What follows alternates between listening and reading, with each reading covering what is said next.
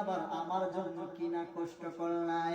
আব্দুল কাদের জিলানী ছোটবেলা 6 বছর কালে ডাক দিয়া বলেন, ও মা উম্মুল খায়ের মা ফাতেমা, স্মরণ করেন ওই দিনের কথা।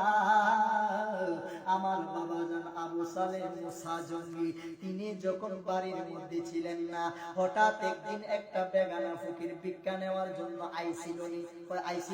তাইলে ওই দিন আপনারে ওই বেগানা ফকির অপমানিত করার জন্য, লাঞ্ছিত করার জন্য, আক্রমণ করার জন্য চেষ্টা করেছিল।